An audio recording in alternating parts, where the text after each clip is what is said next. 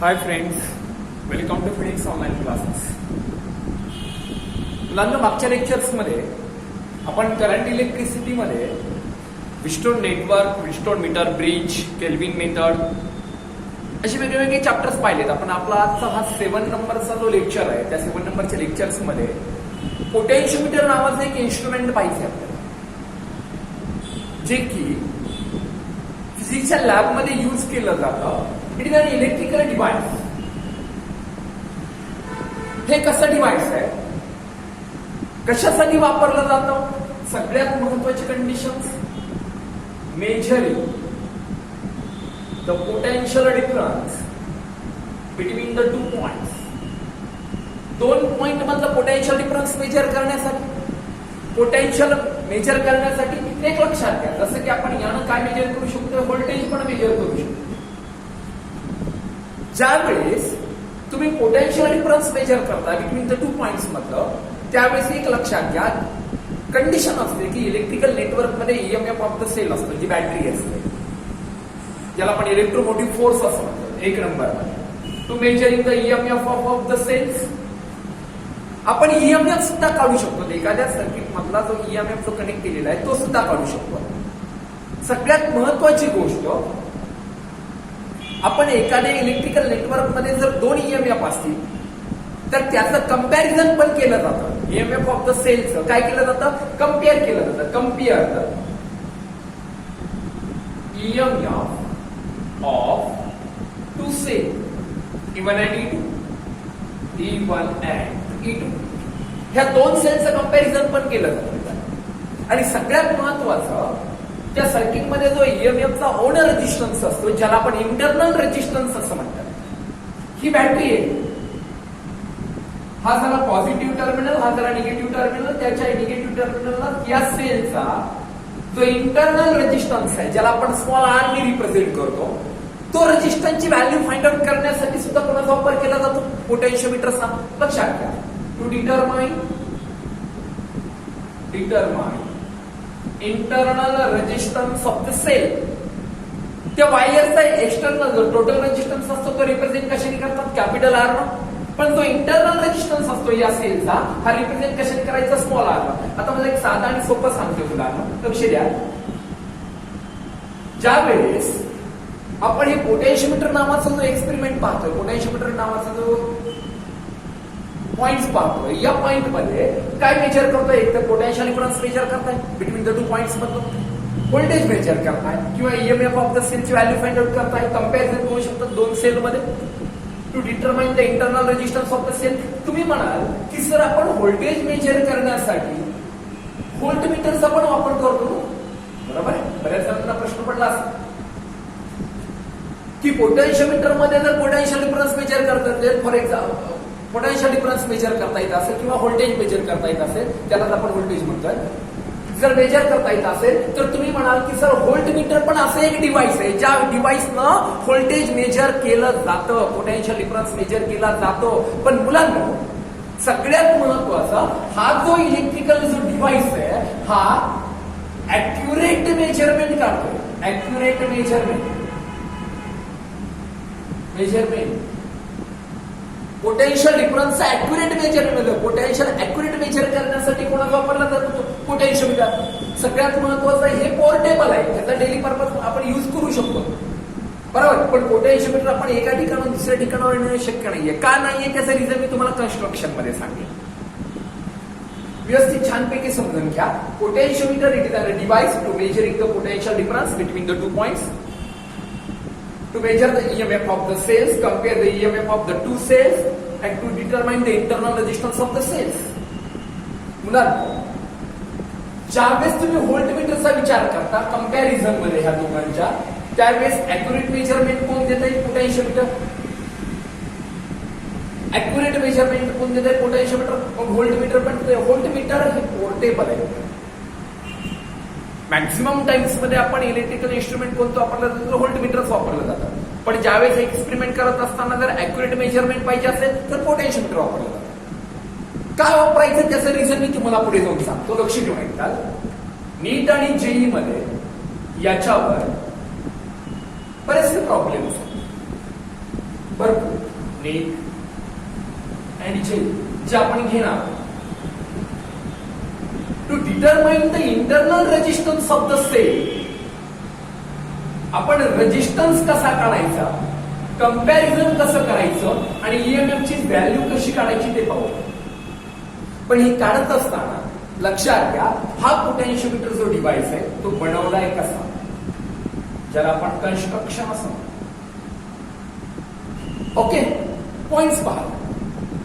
सगळ्यात महत्वाचा यूज सांगितला, त्याचं कन्स्ट्रक्शन कसं आहे. मुलांना potentiometer it consist of few meter long wires, few meter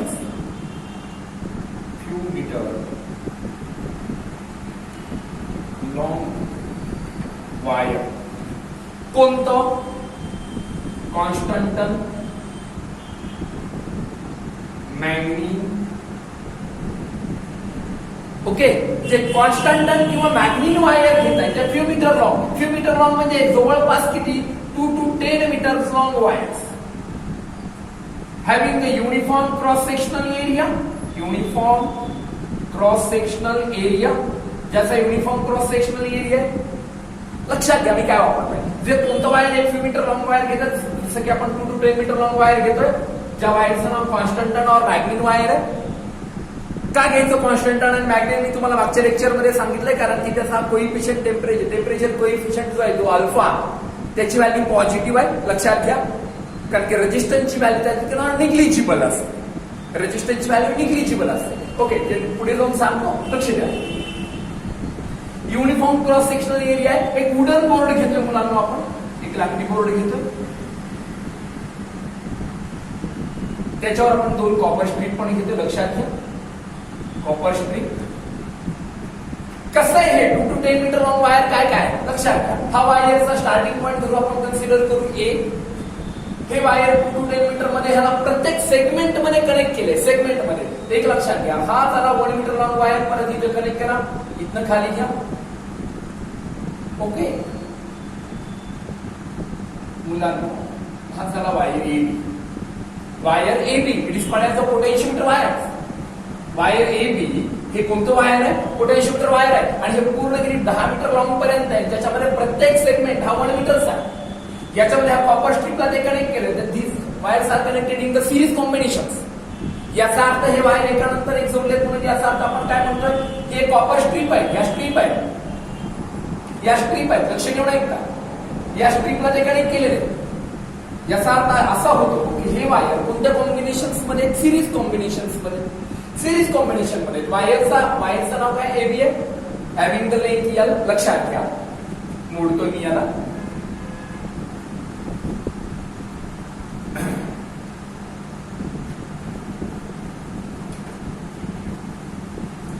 ज्यावेळेस आपण पोटेन्शियोमीटर एक्सपेरिमेंट पाहतो, पोटेन्शियोमीटर एक्सपेरिमेंट मध्ये सगळ्यात महत्वाचं त्याचा यूज माहिती पाहिजे. दुसरी गोष्ट म्हणजे त्याचं कन्स्ट्रक्शन माहिती पाहिजे. आणि तिसरी पार्ट म्हणजे मुलांनो, त्या पोटेन्शियोमीटरचा प्रिन्सिपल ऑफ पोटेन्शियोमीटर सिक्वेन्स लक्षात राहू द्या. 1 नंबर युजेस नोट डाऊन पण करता वहीमध्ये. 1 नंबर युजेस जे मी इथे लिहिले होते. 2 नंबर मध्ये तुम्ही कन्स्ट्रक्शन पण लिहितात, मी कशा पद्धतीने कन्स्ट्रक्शन सांगितलंय तुम्हाला. 3 नंबर मध्ये त्याचं प्रिन्सिपल माहिती पाहिजे. ओके, डबल एकदा लक्षात घ्या. AB is the potentiometer long wire uniform cross sectionally wires. एक एबी नावाचं पोटेन्शियोमीटर वायर आहे, ज्याचा युनिफॉर्म क्रॉस सेक्शनल एरिया हा युनिफॉर्म आहे. कॉन्स्टंटन और मॅग्नीन वायर आहे. ह्या वायरची रेजिस्टन्सची व्हॅल्यू आर आहे. टोटल वायरची रेजिस्टन्सची व्हॅल्यू आर आहे. Length L. लक्षात घ्या मी काय म्हणतो, या वायरच्या अक्रॉस मध्ये ईएमएफ ऑफ द सेल हा कनेक्ट केला. हा पॉझिटिव्ह टर्मिनल, हा निगेटिव्ह टर्मिनल. मगाशी म्हटल्याप्रमाणे हा इंटरनल रेजिस्टन्स. ओके, जर आपण जोडलाच तर रिओस्टॅट जोडू RH.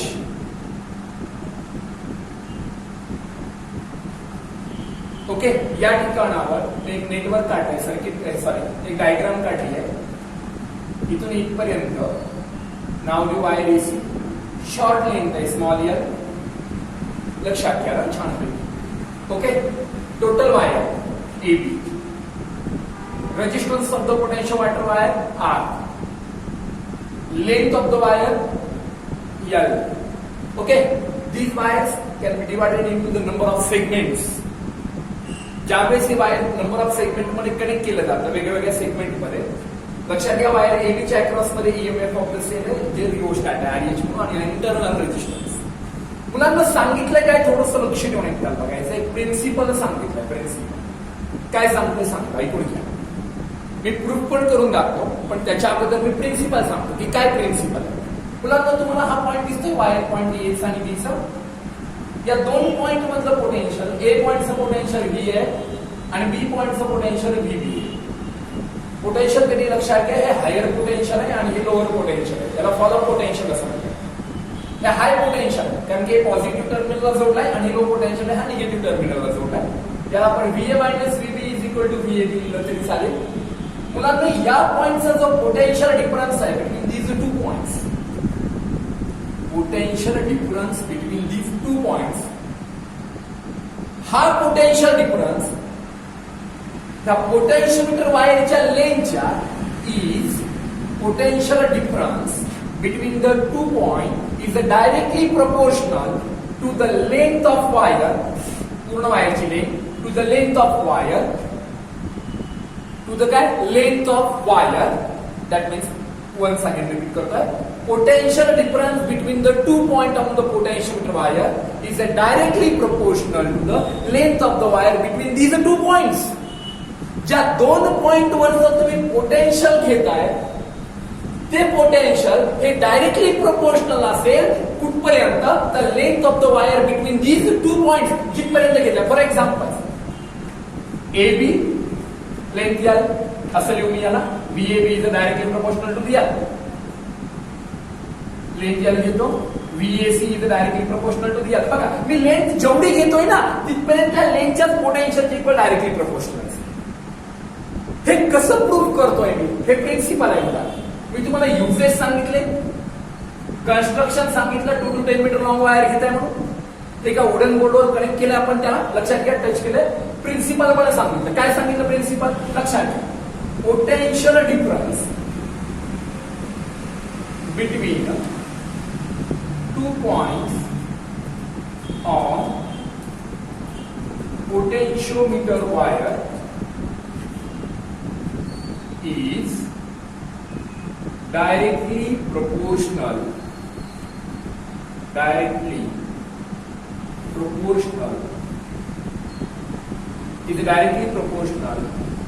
length of wire between these 2 points. Note down. Potential difference between the 2 points on the potentiometer wire is directly proportional to the length of wire between these 2 points. Please चला बरं लक्षात घ्या. मग हे principal मी proof करून दाखवणार आहे की काय रिझन आहे की वायरची लेंथ वाढल्यानंतर त्याचा पोटेन्शियल डिफरन्स वाढतो. काय रिझन आहे, पोटेन्शियल डिफरन्स हा लेंथला डायरेक्टली प्रोपोर्शनल आहे. मुलांना एक साधा आणि सोपा आहे, ज्यावेळेस मी तुम्हाला कंडिशन सॉल्व्ह करून दिली, सॉल्व्ह करून दाखवतोय की हे काय रिझन आहे की हे इथलं पोटेन्शियल डिफरन्स काय कंडिशन्स मध्ये काय ऐकून घ्या.